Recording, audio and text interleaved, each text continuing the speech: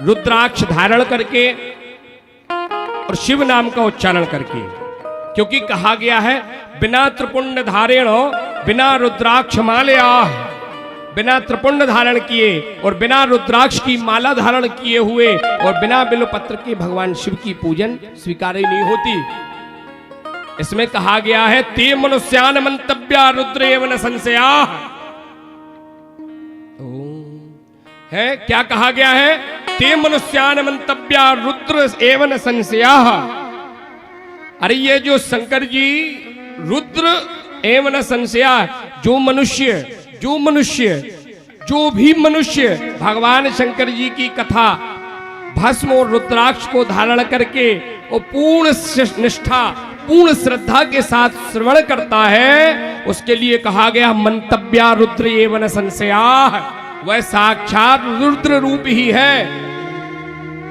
जो श्रद्धा विश्वास से इस कथा को सुन ले वे भस्म धारण करके, वह साक्षात रुद्र रूप है, वह स्वयं शिव रूप हो जाता है। पुण्यामासानुमा सर्वक्षरम।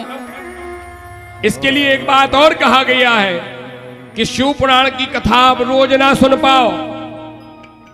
मुहूर्तम चा तदर्धम बा क्षणम चवा ये श्रवंती पुराण तन्नो तन्नते शाम दुर्गति भवेत। अरे महाराज, इस कथा को जो सुनता है ना, उसकी दुर्गति नहीं होती फिर जीवन में कभी, संसार में पूरे जीवन पर्यंत दुर्गति नहीं होगी। बोले क्यों? बोले कि मुहूर्तम बा तदर्धम बा क्षणम चवा।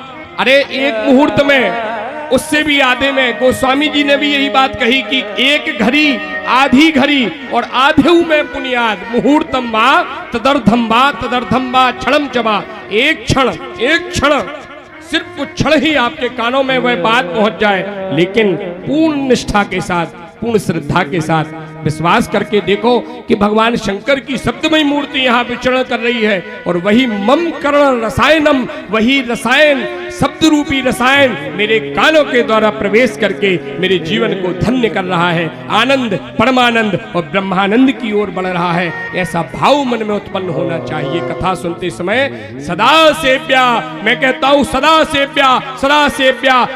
सेव्या विशेषतः एतत् शिव पुराणस्य कथा परम पावनी। ये इस कथा को प्रयास करके, यत्न करके, प्रयत्न करके सदा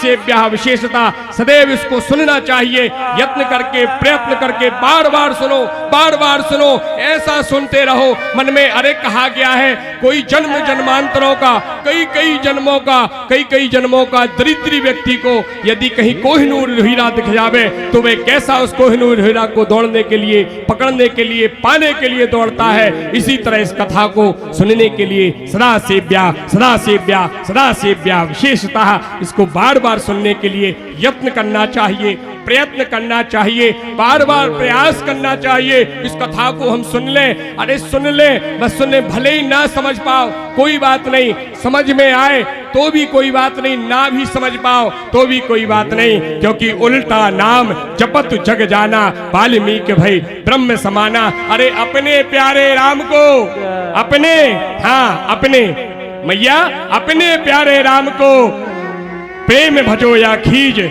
और खेत पड़े हो जाने हैं उल्टो सीधो बीज। खेत में बीज गिरना चाहिए, चाहे उल्टा गिरे चाहे सीधा गिरे, जैसा भी गिरे, लेकिन आप उसको भजते रहिए। सदा सेव्या विशेषता, सदैव सुनिए, सदैव सेवन करिए, सदैव उसकी ओर लगे रहिए, तो भगवान किसी न किसी दिन आपके घर में प्रकट हो जाएंगे। क्योंकि भगवान भाव के भूखे हैं, भाव का भूखा हूं मैं, भाव ही एक सार है, और भाव से मुझको भजे तो भाव से बेड़ा पार है।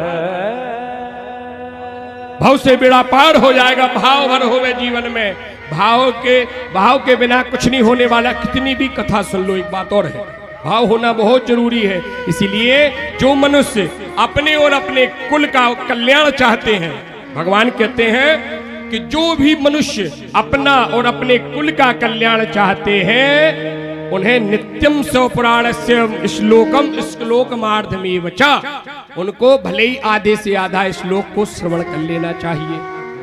और जिनका सामर्थ्य होवे पढ़ने का तो उनको पढ़ना भी चाहिए। एक ना पढ़ पाओ, एक घड़ी, आधी घड़ी और आधेऊ में पुनियाद।